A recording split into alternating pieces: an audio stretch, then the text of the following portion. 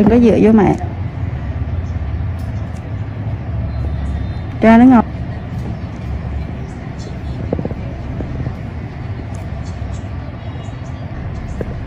Bác ra ghế nào đi bác?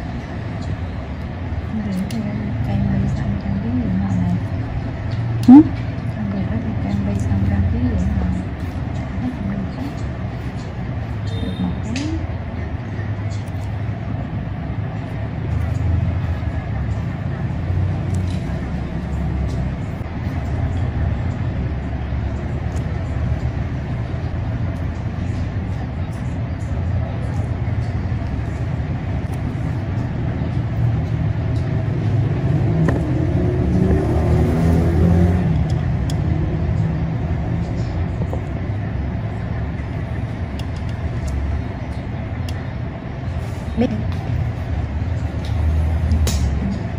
ấp đang đại được rồi đó. Được rồi.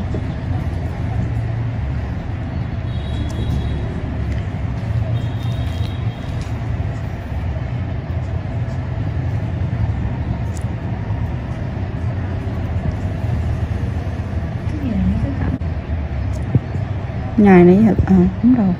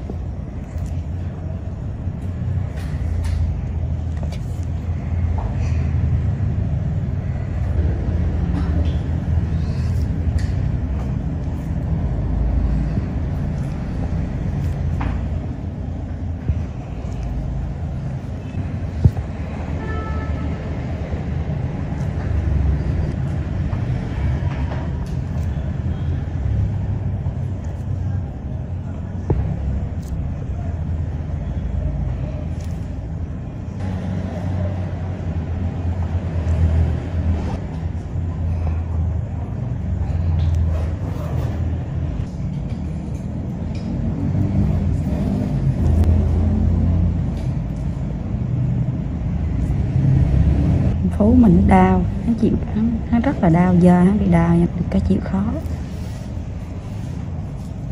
Nhưng mà hắn chịu khó. Cái thằng khớp mà đau như đó ai đi lòn. Phú mình được cái chịu khó nha.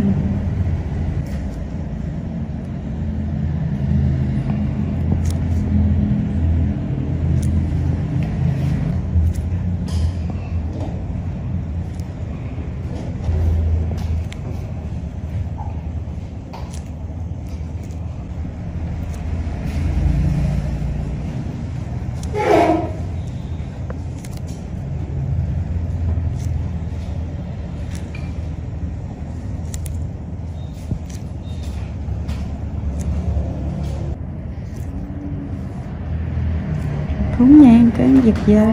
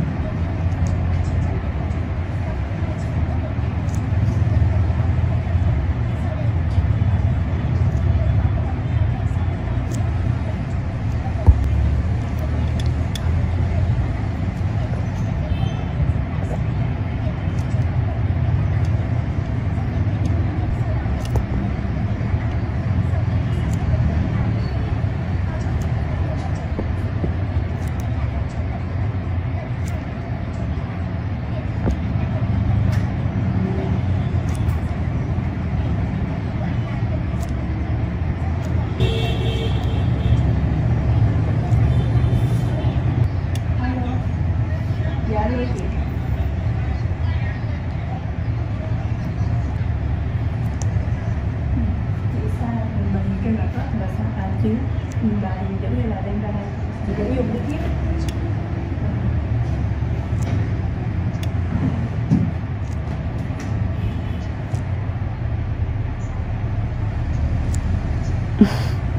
Con cũng bầu thì đang đi với vợ. Câu này sự này. Đi với vợ ủng hộ. Là Xuân giữ lại câu của ủng hộ. Không, ý là con Xuân á bố. Thấy đứng cái chơi đó.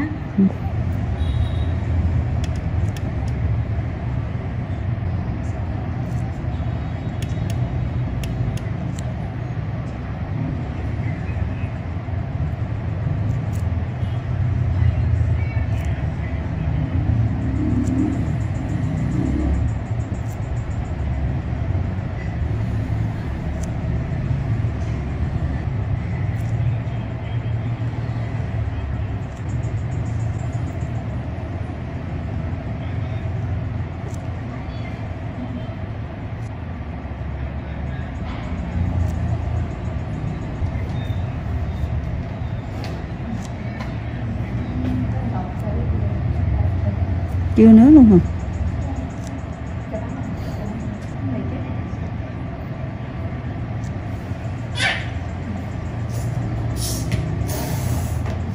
Mình nào công thì ghé bác.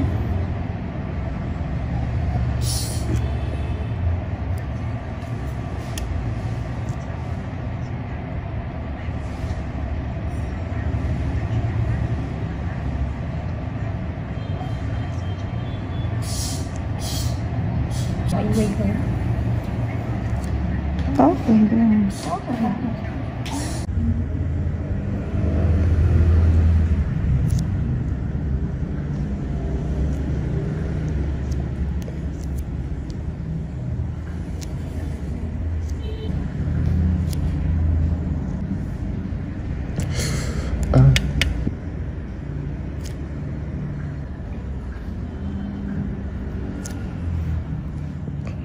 Đánh cho chị bé làm xíu nè.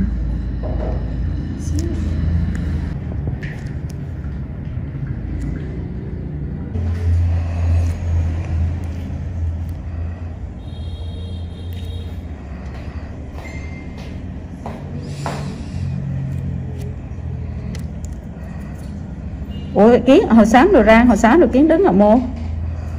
Kiến đây bạn chị Kiến vô nhà bé đi xe hả? Ta là giờ đi về trễ quá ta đâu có gì nhờ. Cái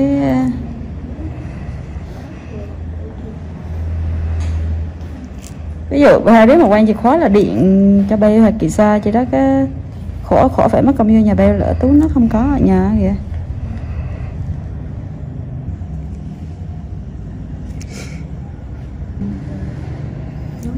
F6C, 1996 to 2005, review.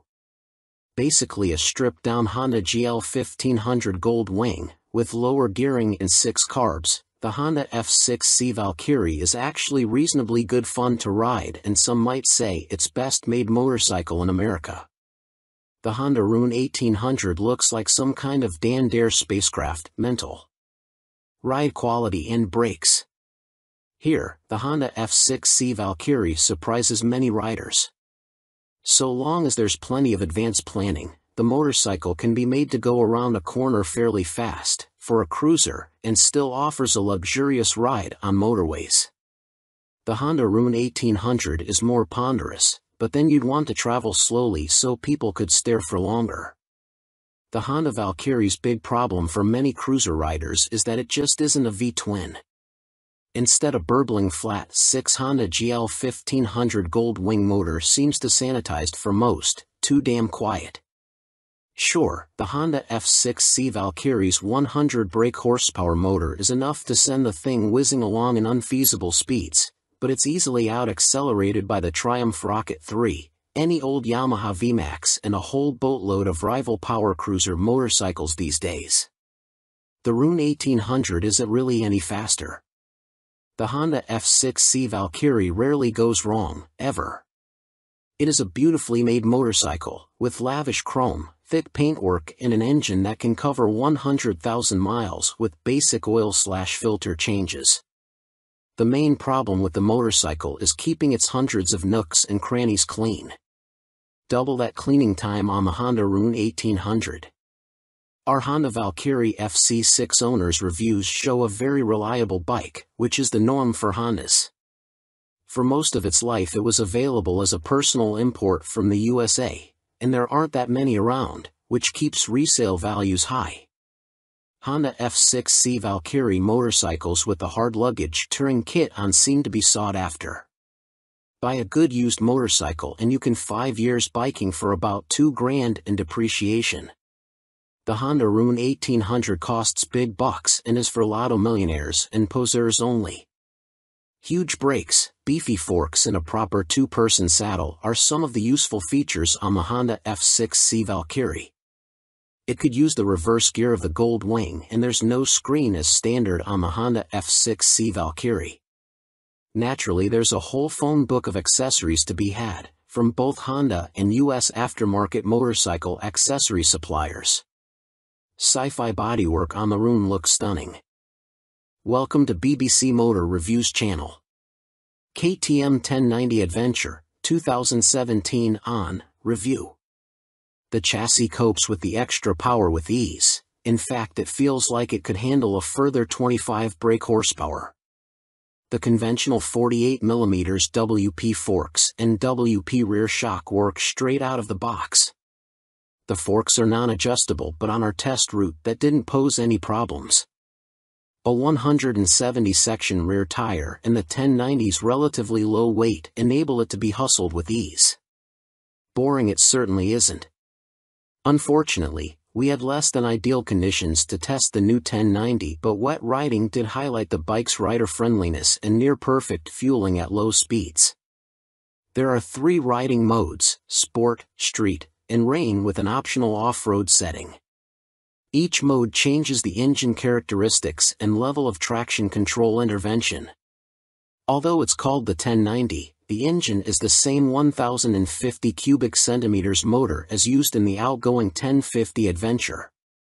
In the old model, KTM restricted it to 95 brake horsepower, but they've unleashed an extra 30 brake horsepower for the 1090, pushing peak power to 125 brake horsepower and torque to 80.4 ft-lb. On the road, it deals like KTM have thrown a bottle of vodka into the punch bowl along with a dozen cans of Red Bull. The 1090 is much livelier and more fun to ride, yet still has the ease of use of the original 1050. Confusingly, KTM also offer a 95 brake horsepower version of the 1090, which can then be restricted further to 47 brake horsepower for those on an A2 license. KTM's LC8 engine is a proven motor by now, with few problems to report, and KTM's Adventure family are well built. The 1090 Adventure comes in much cheaper than the more premium competition, without skimping on quality. The standard price of £11,299 is good value, although the bike we tested would have cost £12,800. As the 1090 is the baby of the Adventure range, the spec doesn't quite match that of its bigger brothers, but you do get 3 riding modes as standard: Sport, Street, and Rain. An off-road setting can be unlocked with the optional off-road pack, £243 and 78 pence. Traction control and ABS are standard but not lean sensitive, and the TC can't be deactivated on the move. Old-style clocks remain. Welcome to BBC Motor Reviews channel. Cines Akuma 125, 2022 on review. Priced at £2,599, the Akuma significantly undercuts the popular Honda MSX 125 Grom, which is its obvious target. And though my preference is for traditional-looking bikes with a retro feel, like the WK Scrambler or Cines' own Outlaw, after riding the updated Akuma, I'm genuinely impressed. Ride quality and handling are altogether spot on, and though not the outright fastest, it's plenty quick enough. Yes, perhaps the seat leans you a bit too far forwards, and at 6 foot tall my knees are a bit high, but this aggressive style and involving feel make the Akuma a confidence-inspiring and solid first ride for any newcomer. If I wasn't a skint student on part-time wages, I'd buy one without a moment's hesitation. Can't say much more than that. For 2022 the Cines has larger 14 inches wheels, upgraded from the previous 12 inches. Still small, they improve handling and give a stable feel around corners, while still making the Akuma very agile at low speed and in close quarters. The handling is smooth too, thanks to the suspension and low center of gravity, and with the seat pushing you forwards you can really feel every inch the bike. Leaning forwards into corners and tucking in on the straights, the Akuma might be a modern monkey bike but rides like, well, a proper bike. They call it the Mini Monster and it deserves the nickname, being a down-to-earth yet modern bike that both looks and rides the part. Being angled steeply forward means the seat does affect comfort, and with the abrupt shape of the tank you need to be gentle with the brakes. The Akuma is also very compact, it's physically smaller than my own WK Scrambler 50. However, although perhaps better suited to smaller riders, with its 820mm seat height the Cines happily supports 6 feet of teenager. Both the front and rear brakes very good, and they're combined which means the front is linked to the rear. There's no ABS, however. Being air-cooled instead of liquid-cooled doesn't really match the modern style of the Akuma, and with 9.7 brake horsepower it's not as powerful as other more modern bikes. However, this also means welcome simplicity and you'll get your money's worth of reliability. It's also fast enough. Accelerating sharply and with a more than adequate 67 miles per hour indicated top speed, the Akuma feels swift and has the smoothest, easiest gear change of any 125 cubic centimeters bike I've ridden. Most noticeable of all the Akuma's features is the 3-tiered exhaust. It's not just an eye-catching MV Agusta styling trick but 3 fully functioning pipes that sound ace as well as looking great.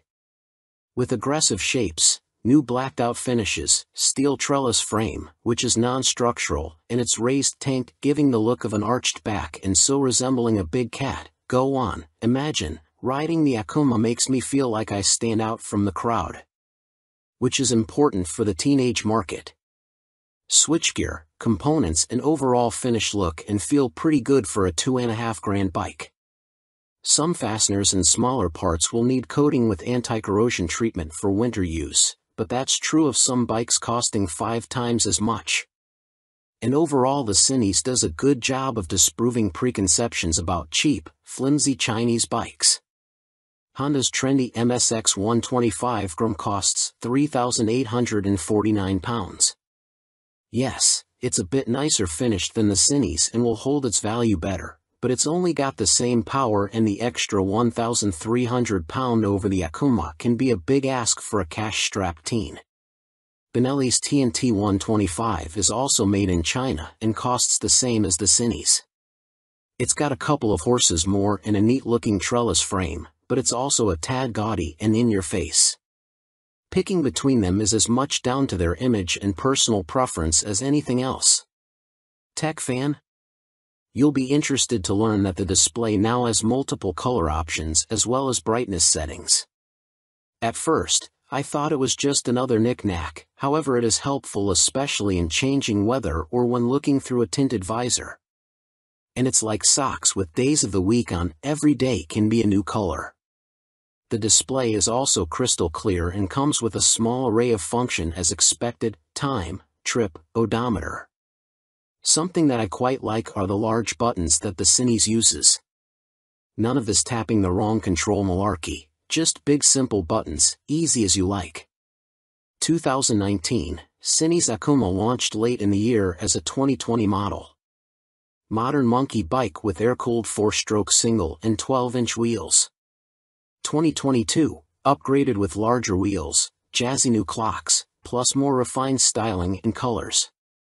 Replacing the stock bike's KYB suspension, the SP features Gen 2 Öhlins semi-active suspension, NIX 30 SV forks and a TTX 36 SV shock, which automatically controls the damping levels while leaving spring preload manually adjustable.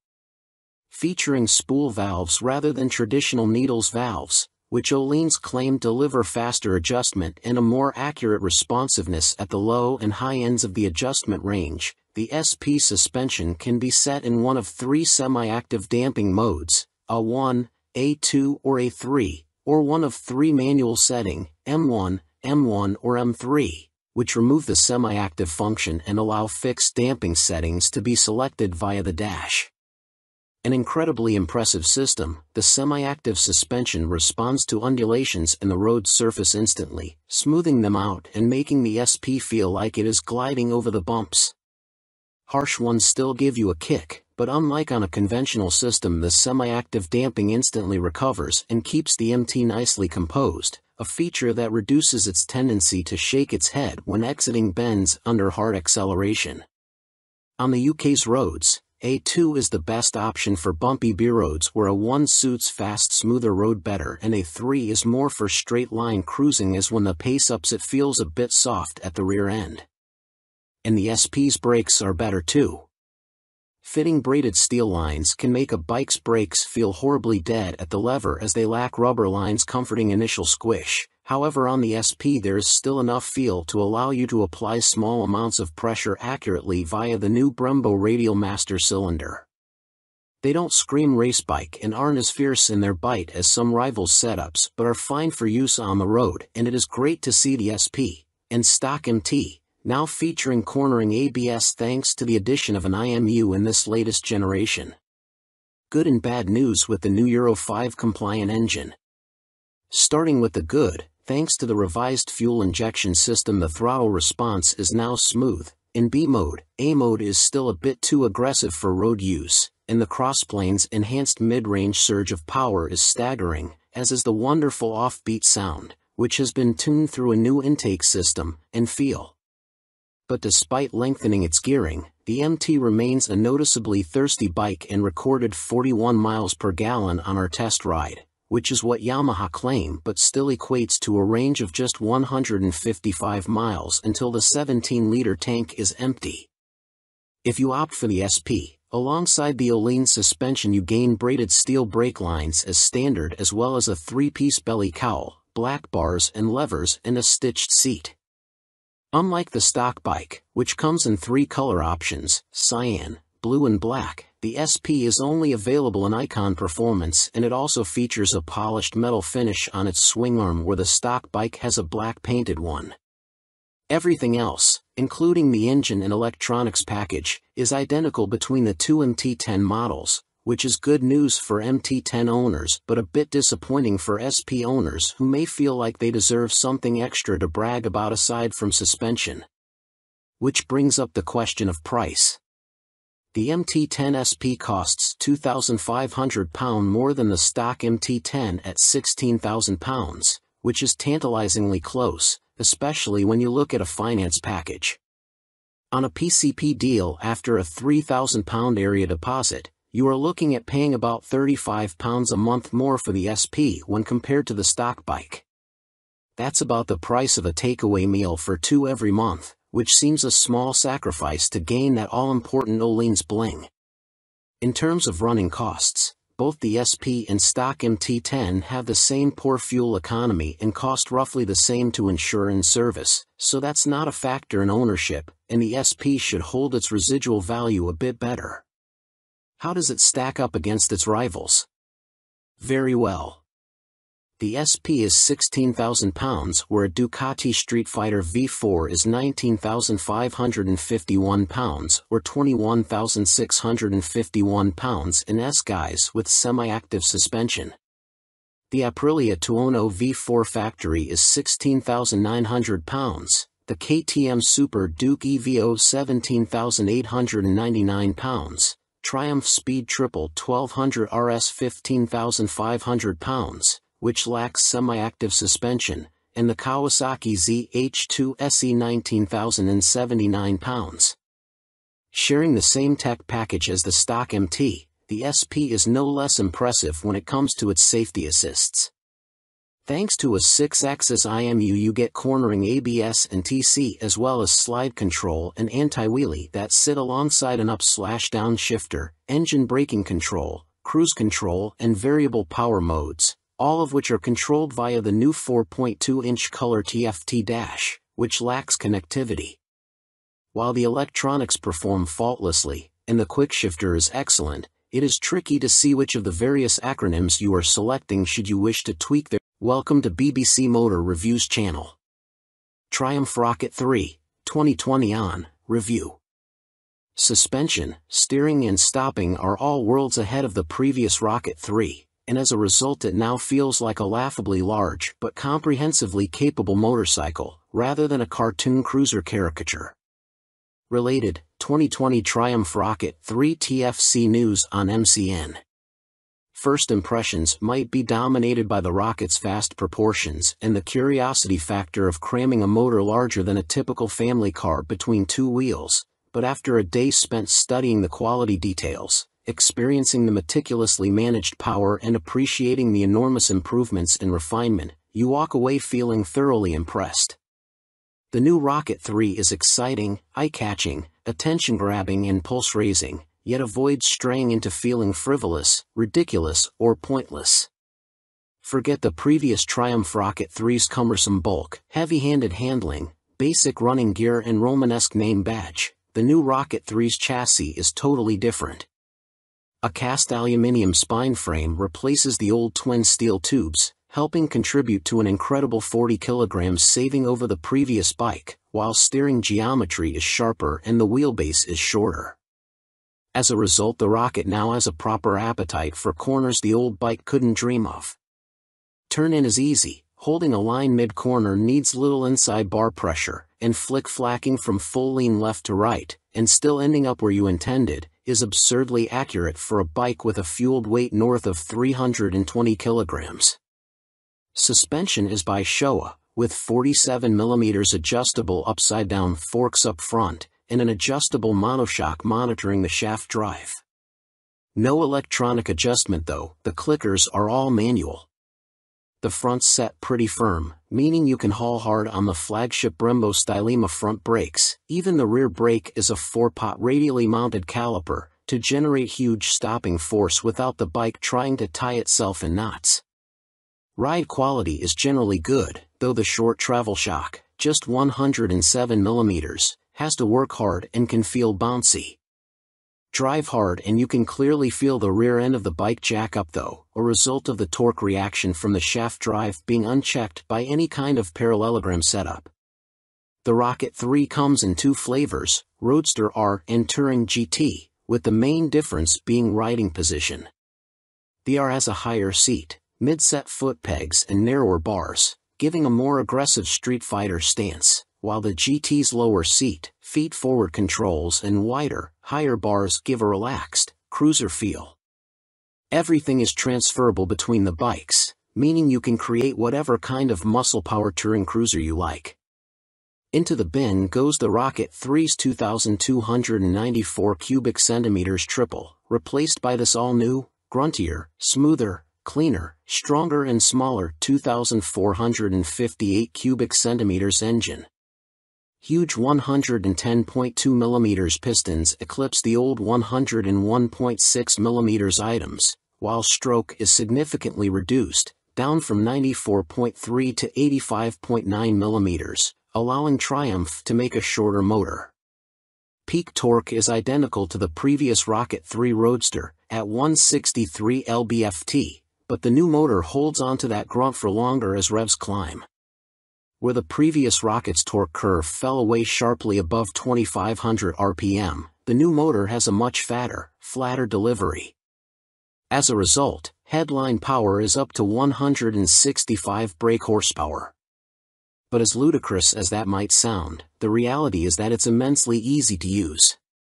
All that prodigious power is carefully controlled by the ride-by-wire throttle and predictive, lean-sensitive traction control, while output is restricted in lower gears and top speed is electronically limited to 138 miles per hour. It's a beast, but one of those big, fluffy, gentle, cuddly chaps from a Disney film. The colossal torque spread means you can ride it however you like. Plunk it in one gear and dip into the immense grunt from 2,500 to 5,500 RPM if you're feeling lazy, or chase the 7,000 RPM redline and work the new sweet shifting 6-speed gearbox for maximum thrills. There's even an optional two-way quickshifter in Triumph's accessory catalog, if you like changing clutchlessly. It's a completely new machine from nose to tail, so only time and miles will deliver a verdict on reliability.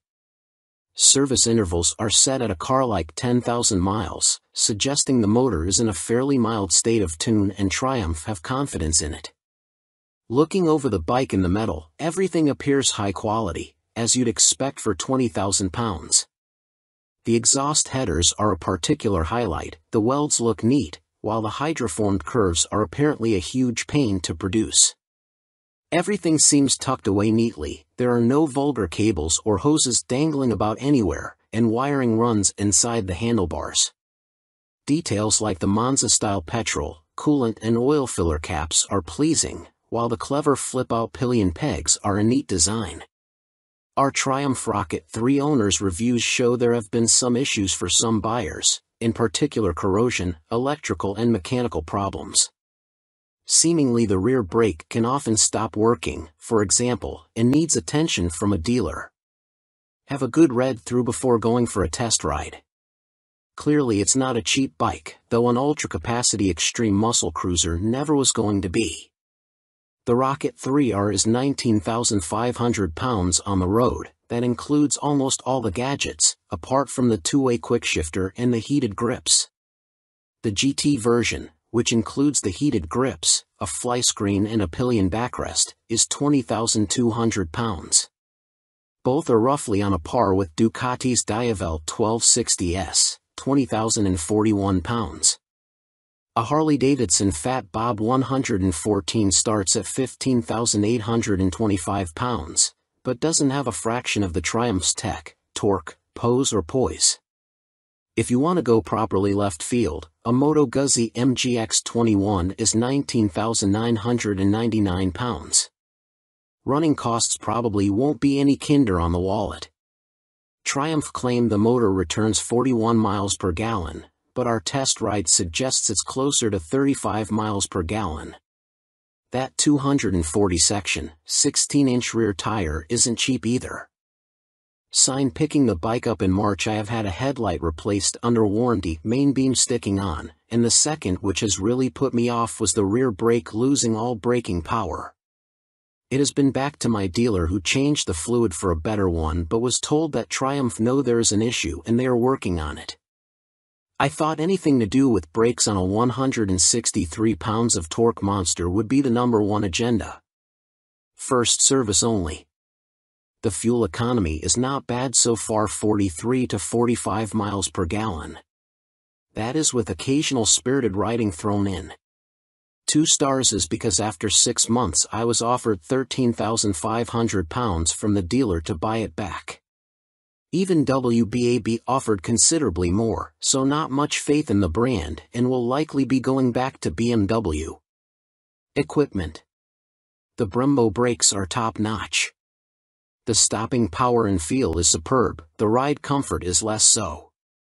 I am a big old guy and no matter how I try to adjust the rear suspension, the ride is harsh on anything but smooth tarmac. The roads in Herefordshire where I live are amongst the worst in the UK and backache sets in after about 2 hours. I have purchased an Airhawk DS seat pad which has transformed the comfort, but it's still not all day comfy like my old Rocket. The tank is so wide you have to ride legs apart, which at motorway speeds the wind blast makes your hips ache trying to keep tucked in. In the end I made and fitted a pair of Perspex front fork air deflectors to solve the discomfort. I didn't go for the quick shifter or the navigation package, as for me they don't offer much in the way of the overall riding experience. The TFT display is good, but on some settings it is too fussy and hard to read. I opt for the screen that shows speed, revs, gear selection and fuel status. That's enough for me. There are a few niggles with this bike that could be better. The original screen doesn't give much wind protection and the rear hugger design is total crap. In the rain you get covered in road crud halfway up your back. I bought an aftermarket hugger which left some wiring exposed, so I ended up fitting this over the top of the original hugger. Problem solved. I purchased the accessory panniers and rear rack to give the bike some touring capability. These panniers are okay but are quite small and are not as rigid as I would have liked. The optional rear rack is stated as only good for 3 kilograms, which means fitting my fully loaded Kuryakyn Grand Tour bag on the rear may be more than it can withstand. Guess I will soon find out, as there is little room on the pillion seat. One of the best design features on this bike are the fold-away pillion foot pegs and the folding pannier mounts. If anyone is thinking about buying this bike for some serious touring, then you will need a few aftermarket bits to iron out its touring limitations. Welcome to BBC Motor Reviews channel. Yamaha Fazer 600, 1998 to 2004, Review and Used Buying Guide. Related, Easy Fit Kit turns Yamaha Fazer 600 into retro race rep. In fact, since Yamaha stopped the FZS 600 Fazer's production in 2003, it has taken them until the launch of the Tracer 700 to replicate the Fazer's magic formula. However, in 1999 the Yamaha Fazer 600 was the best-selling bike in its class, and by 2002 the firm had sold over 83,000 units. There is a reason the Yamaha Fazer has such a strong following. As soon as its wheels start to turn, you are right at home. It is ease personified, and most of this warm feeling comes from the wonderful motor. With the Fazer, Yamaha got the basics right, and that's what makes it such a great bike. The tank range is long, the seat comfortable, the fairing effective, the brake sharp, and the motor strong in the mid-range and extremely reliable. The suspension may be a bit baggy, but if that's the Yamaha Fazer's only real fault 22 years after it was launched, then that's not bad going. Useful Yamaha Fazer 600 specialists include www.foc-u.co.uk and yamahaclub.com. Read on for our full used buying guide. Ride quality and brakes.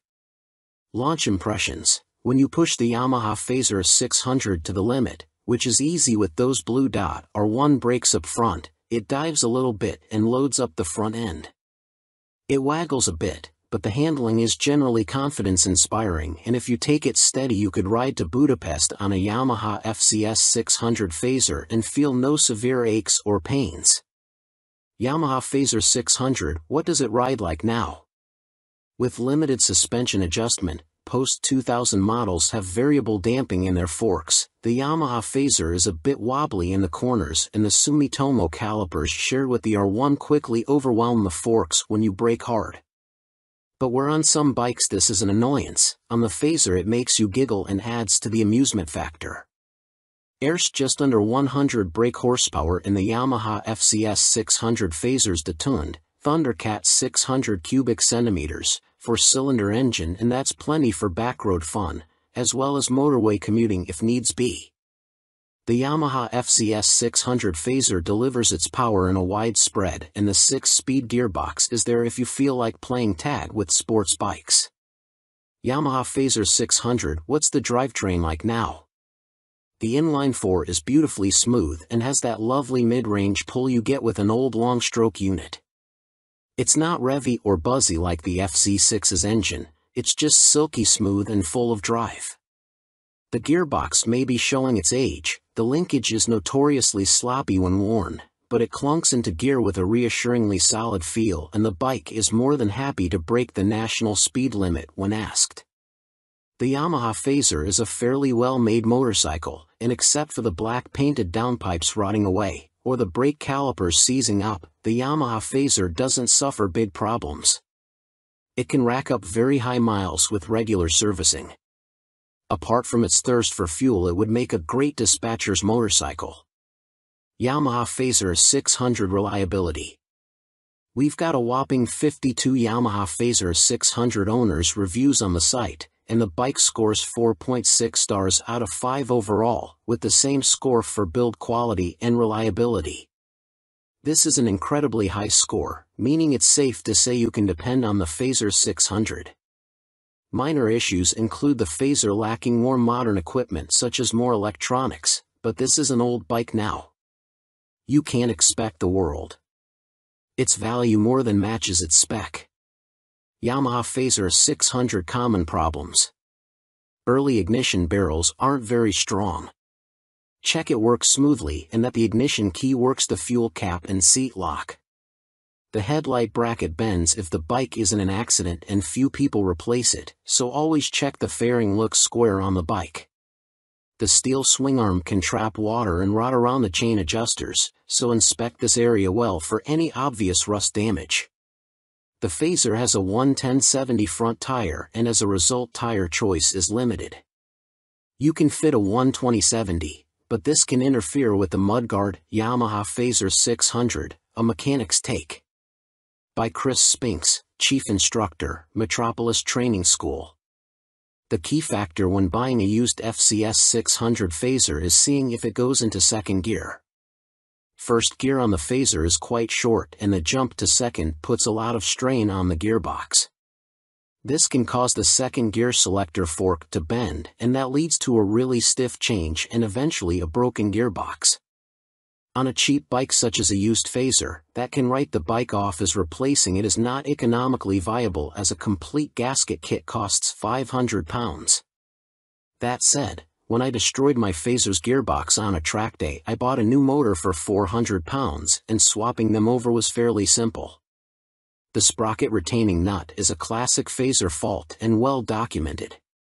The nut comes loose, the sprocket slides off the shaft and then sits on the threaded part of the output shaft. People think the clutch is gone and rev the motor, which causes the sprocket to strip all the threads off the shaft. You can slide the sprocket back on and spot weld it in place, but you need to be careful not to overheat the seals. As long as you fit the nut correctly using the locking washer you should be fine, although Yamaha did release a deeper threaded nut and this sorts the issue.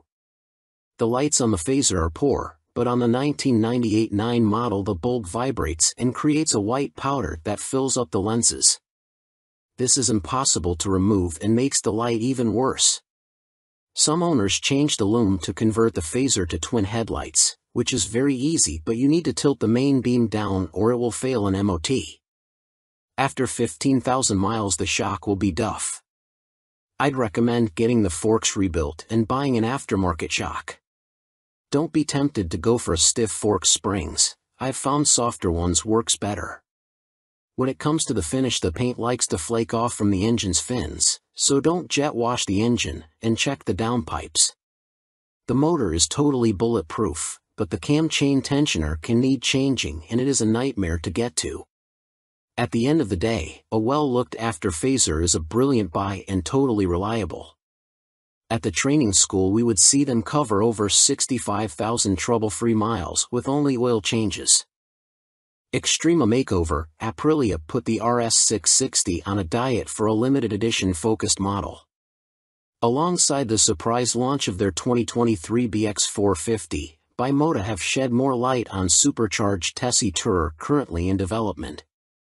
Now officially called the Terra, we first caught glimpse of the bike as a basic design sketch at the 2021 EICMA show, with a spokesperson for the Rimini firm later confirming to MCN that it would be powered by the 4-cylinder motor found in Kawasaki's Ninja H2SX range.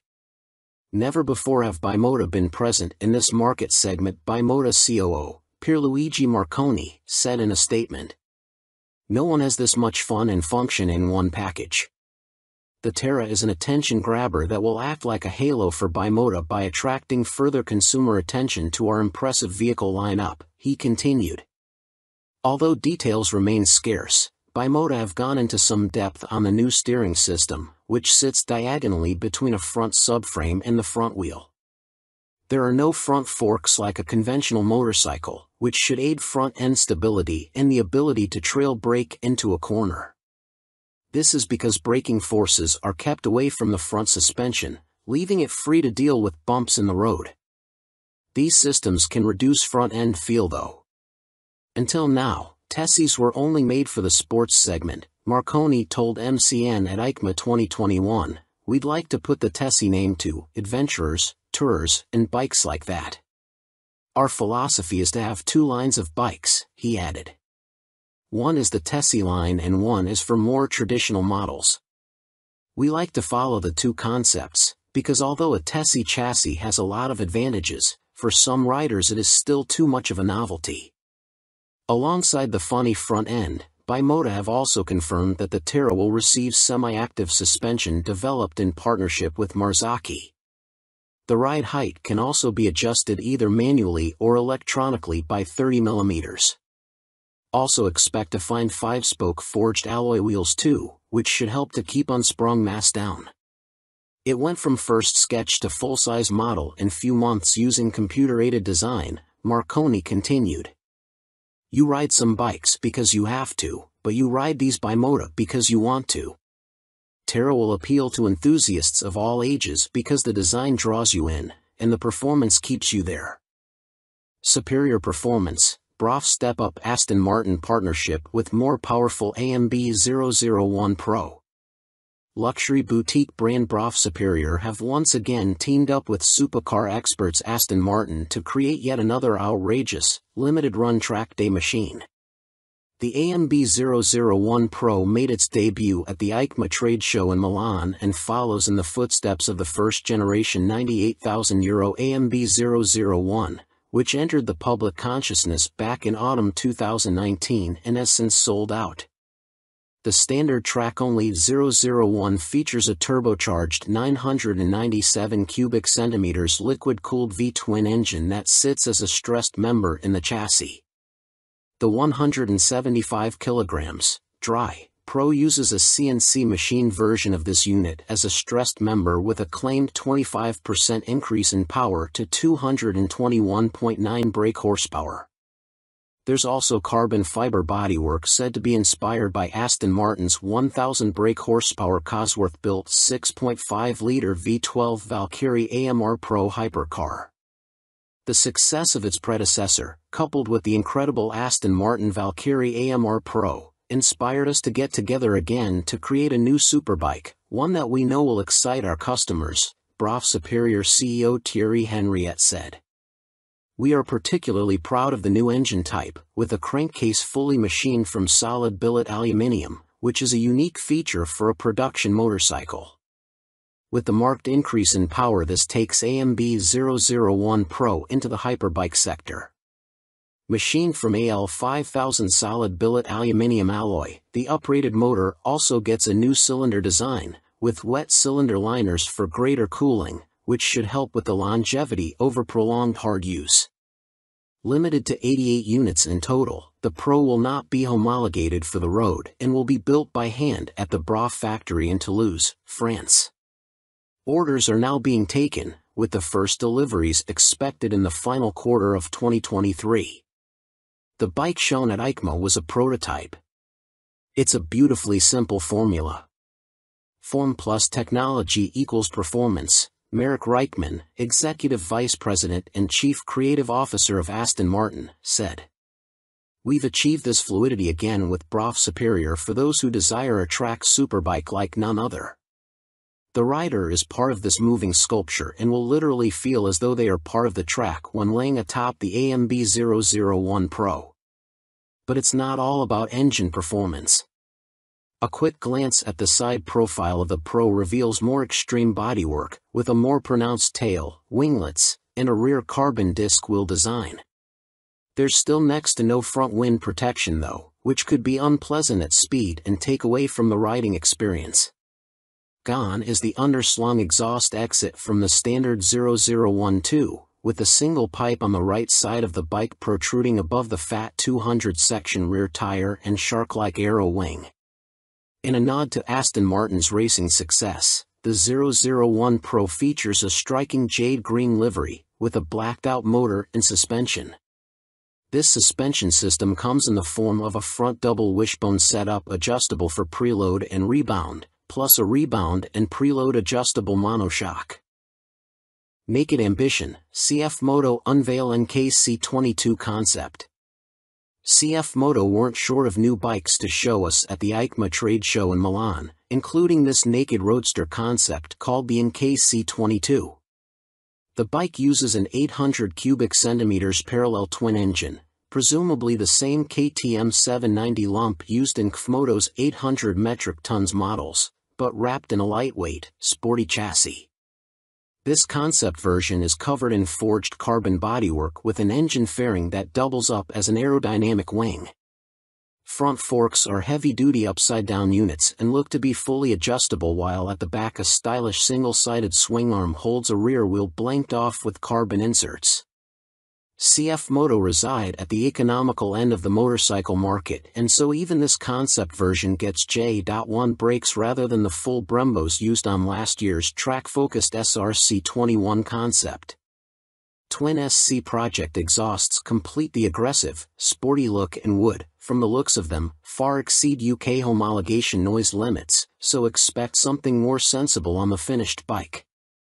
The M button on the left switchgear and the word Street on the bottom of the TFT dash display suggest that a selection of rider modes is available with up and down buttons for cruise control also included.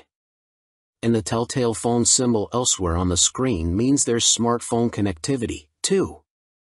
CF Moto reside at the economical end of the motorcycle market, and so even this concept version gets J.1 brakes rather than the full Brembos used on last year's track-focused SRC21 concept. Twin SC Project exhausts complete the aggressive, sporty look and would, from the looks of them, far exceed UK homologation noise limits, so expect something more sensible on the finished bike. The M button on the left switchgear and the word Street on the bottom of the TFT dash display suggest that a selection of rider modes is available with up and down buttons for cruise control also included. And the telltale phone symbol elsewhere on the screen means there's smartphone connectivity, too. Naked Ambition, CF Moto unveil NKC22 concept. CF Moto weren't short of new bikes to show us at the EICMA trade show in Milan, including this naked roadster concept called the NKC22. The bike uses an 800 cubic centimeters parallel twin engine, presumably the same KTM 790 lump used in KFMoto's 800 metric tons models, but wrapped in a lightweight, sporty chassis. This concept version is covered in forged carbon bodywork with an engine fairing that doubles up as an aerodynamic wing. Front forks are heavy-duty upside-down units and look to be fully adjustable, while at the back a stylish single-sided swing arm holds a rear wheel blanked off with carbon inserts. CF Moto reside at the economical end of the motorcycle market, and so even this concept version gets J.1 brakes rather than the full Brembos used on last year's track-focused SRC21 concept. Twin SC Project exhausts complete the aggressive, sporty look and would, from the looks of them, far exceed UK homologation noise limits, so expect something more sensible on the finished bike. The M button on the left switchgear and the word Street on the bottom of the TFT dash display suggest that a selection of rider modes is available with up and down buttons for cruise control also included. And the telltale phone symbol elsewhere on the screen means there's smartphone connectivity, too. CF Moto reside at the economical end of the motorcycle market, and so even this concept version gets J.1 brakes rather than the full Brembos used on last year's track-focused SRC21 concept. Twin SC Project exhausts complete the aggressive, sporty look and would, from the looks of them, far exceed UK homologation noise limits, so expect something more sensible on the finished bike. The M button on the left switchgear and the word Street on the bottom of the TFT dash display suggest that a selection of rider modes is available with up and down buttons for cruise control also included. And the telltale phone symbol elsewhere on the screen means there's smartphone connectivity, too. Fantic released their first twin, the Caballero 700 Scrambler. Fantic has revealed their first modern-era twin-cylinder machine with a 700 cubic centimeters Scrambler joining their Caballero range. Fantic are making the most of their partnership with Yamaha, announced at the beginning of 2021, as the bike uses the 689 cubic centimeters, liquid-cooled Euro 5 engine seen in the MT-07, Tenere 700 and R7. There has been no retuning of the CP2 twin either, as Fantic claim the Caballero will hit the showrooms in April next year, boasting 75 brake horsepower and around 50 lb.ft of torque, identical to the R7 and considerably more than the 40 brake horsepower and 31 lb.ft of torque of the Caballero 500 Scrambler. Elsewhere, the 700 sports the same 19 inches front and 17 inches rear, aluminum, spoked wheels as its small-capacity sibling. The engine sits in a single backbone-style frame made from CRMO steel attached to an aluminum swing arm, giving it a wheelbase of 1,460 mm, 35 mm longer than the 500 version. One of the most immediately obvious differences between the two capacity scramblers is the exhaust system. The new 2-into-1-into-2 setup runs under the engine, over the swing arm to exit in roughly the same position. Both machines have a seat height of around 830 mm. Connecting frame to wheel will be a 45 mm upside-down fork made by VRM Marzocchi. The Italian manufacturer also supplies the rear monoshock with preload adjustment. Brembo is the manufacturer of choice for the calipers, with a 4-piston unit gripping the 330 mm front disc and a 2-piston, 245 mm setup on the rear. In another first for Fantic, cornering ABS will be standard on the 700. The system will sense the bike's lean angle and fine-tune the braking response accordingly. Traction control also makes its debut to the Fantic lineup, with both rider aids and 3 rider modes, road, off-road and custom, manipulated via a 3.5 inches TFT display with Bluetooth connectivity. A 14-liter fuel tank may be a little on the small side, although the claimed 180 kg curb weight should prove competitive when it comes to commuting or a bit of backlane scratching. An expected price tag of around £9,000 may put some off, although stylish looks, proven engine and handling potential could tempt many. Stuart Prestige. By Stuart Prestige. All-weather rider with a penchant for long tours and hours in the saddle. You may also like. Honda released £30,000 limited edition McGuinness 100th TT Star Replica Fireblade SP. Who do you think you are, John McGuinness? Well, now you really can live out your TT fantasies, as Honda reveal they will build 30 examples of this CBR 1000RR Fireblade SP John McGuinness 100th TT Start Replica Edition in celebration of the road racing legend's phenomenal accomplishments on the island. The headline visual difference from the stock bike is the bold replica of the paint job John raced with for his 100th TT Start. But this is more than just a replica paint job, there's a whole host of other upgrades to add to the exclusivity. The stars align for me to be back on a Honda Fireblade for my 100th TT Start, says McGuinness. It's an awesome bike and has meant so much to me over my career. I'm proud of my connection with its place in TT history and of this, my replica. John McGuinness is the second most successful TT racer of all time, next to the late, great Joey Dunlop, and while revered as road racing legend, he has also had an exceptional short-circuit career, having raced in 24-hour world endurance races like the Bol d'Or and Le Mans, 500 cubic centimeters GPs, and the Daytona 200. He's a former British 250 cubic centimeters champion, has ridden in World Supersport and finished third in the 2009 British Superstock Championship. Making his TT debut in 1996, he won the Best Newcomer title in the 250 cubic centimeters class. 3 years later, he took his first win, the 250 cubic centimeters lightweight TT. Over the ensuing 2 decades, 1999 to 2019, he has accumulated an incredible 47 podiums and 23 TT wins, as well as being the first to break the 130 miles per hour lap barrier on a Honda Fireblade, no less. So, what do you get for your £30,000? In addition to the already high spec of the CBR 1000RR Fireblade SP which underpins the replica, the limited edition blade gets a full replica paint job incorporating gold detailing and a film strip showing all of John's TT starts on Hondas. Unsurprisingly, this is where it deviates from his actual race bike, which also pictured his TTs on other manufacturers' bikes, and 100th Start sponsor logos. There are gold wheel stripes, an individually numbered plaque on the headstock, genuine Honda carbon fiber front mudguard and carbon rear hugger, a rear seat cowl and tall screen, and Metzeler Racetech RR tires. On startup there's a Ring of Fire screen animation as the display loads, and 30th anniversary logos on the smart key and laser engraved on the Akrapovic muffler, marking the machine's special place in Honda history. And to cap it all, there's John's signature on the airbox cover. Honda are even offering the opportunity for a personal handover from John McGuinness MBE himself, at Honda Racing UK in Louth. If that's not enough, you'll also get a custom Fireblade garage mat, genuine Honda accessories indoor bike cover, 3D laser engraved crystal featuring a design of the John McGuinness 100th start replica.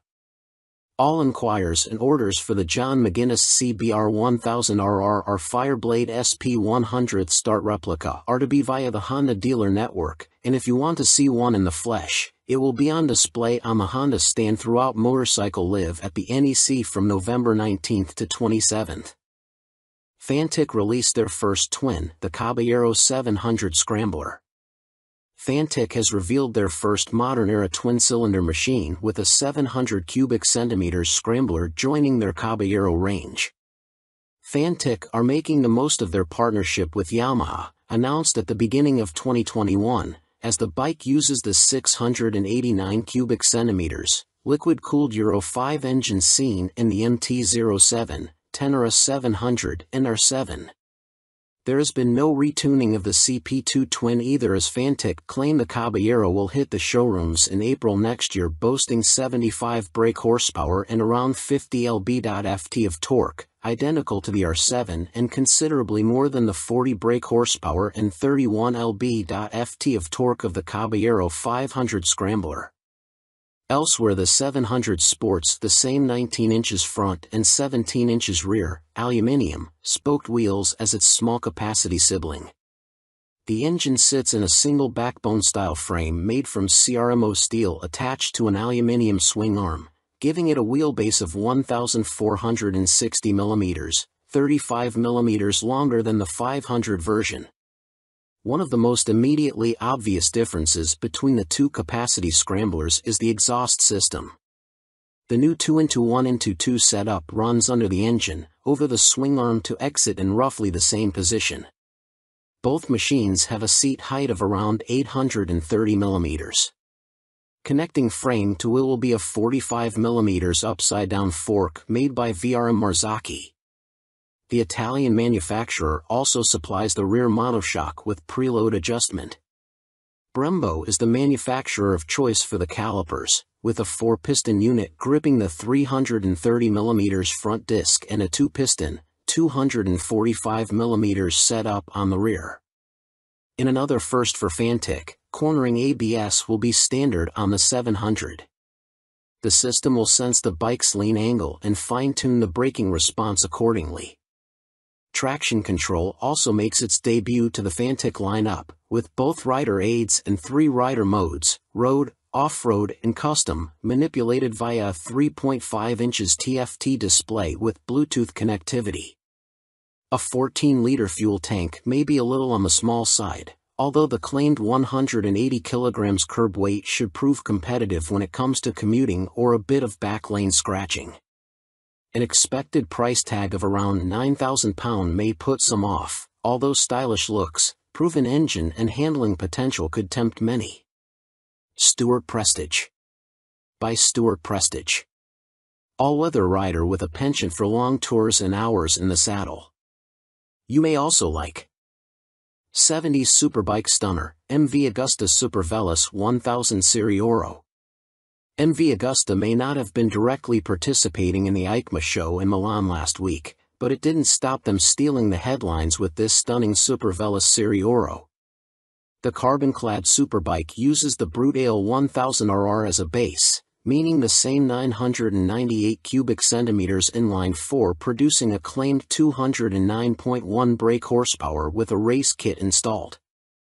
Inside this motor, you'll find a countershaft that rotates at twice the speed of the primary drive shaft with the aim of reducing vibrations and promoting faster cornering. You also get the same frame and single-sided swing arm, but now clad in carbon fiber bodywork inspired by MV's 1972 500 GP Racer. Sitting alongside the smaller, 3-cylinder Superveloce 800, the Serie Oro is planned to hit dealers in the middle of next year at a price of approximately £50,000.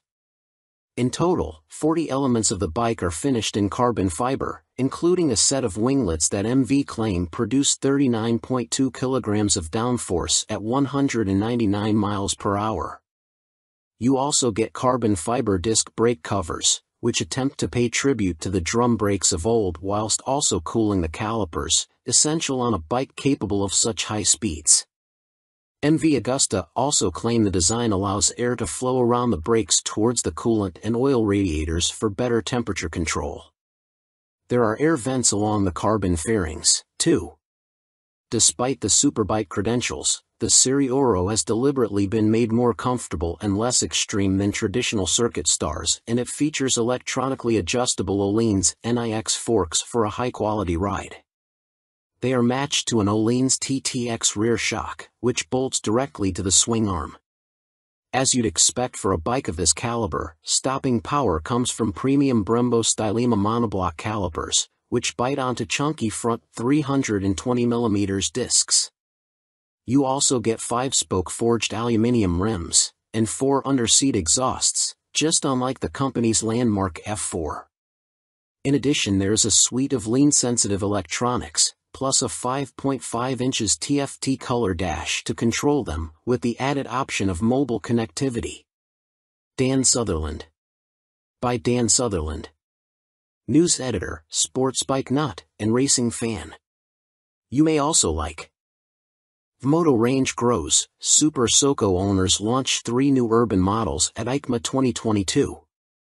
Electric scooter manufacturer Vmoto, parent company of Super Soco, have had a busy year, releasing 3 new models at EICMA, including the 125 cubic centimeters comparable e-bike, the Vmoto Soco Stash. The release of the production model comes just a year after the unveiling of the prototype, with the bike so named due to its multifunctional storage compartment, housed in the fuel tank, large enough for a full-face helmet or other accessories. At its heart is an electric motor producing an average 8 kilowatts with a peak of 15 kilowatts. This propels the Vmoto Stash to a top speed of 75 miles per hour when the boost is deployed. 68 miles per hour is on tap without the boost. A 72V removable battery provides the juice and can be charged using a fast charger in a conventional 3-pin plug in 3.5 hours. Charging without the fast charger will take between 5 and 6 hours. No range specifications have been released, but expect it to have the same 30-mile capacity of the Super Soco TS Street Hunter, which has the same top speed capability. A newly designed swing arm pivots off a solid, lightweight frame, driving a 17-inch rear wheel. A 17-incher is also fitted on the front, and ABS disc braking is standard. A relatively tall seat height of 830 mm awaits the rider, and the Stash has a curb weight of 143 kilograms. The company also unveiled their first dirt bike-style machine, which weighs in at just 84 kilograms.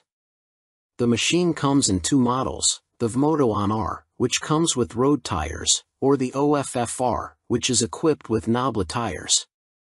The On-R/OFFR can be set up in either L1 configuration, comparable to a 50 cubic centimeters machine, or L3, which mimics a 125 cubic centimeters. In the L3 iteration, the bike can reach speeds topping 50 miles per hour, while the L1 configuration limits the top end to just under 30 miles per hour.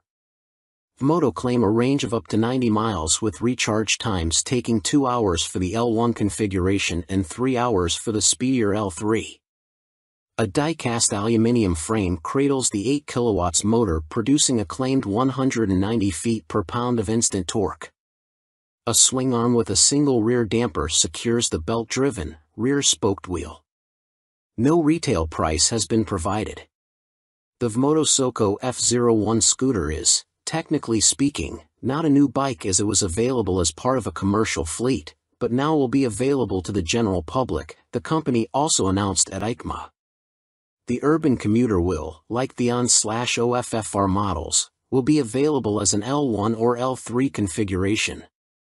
A 2 kilowatts or 4 kilowatts, L1 and L3, motor will get the rider up to a maximum speed of 27 miles per hour for the L1 and 45 miles per hour for the L3 model. Moto claim a range of between 50 and 60 miles dependent upon the setup and riding style. The charging time of the removable battery is 3.5 hours with a fast charger using a domestic 3-pin plug or 6 hours without the fast charger. Coming in at 110 kilograms with a seat height of 855 millimeters, the F01 should prove a popular choice for city transportation. The F01 will be available in white, light or dark blue, red and black.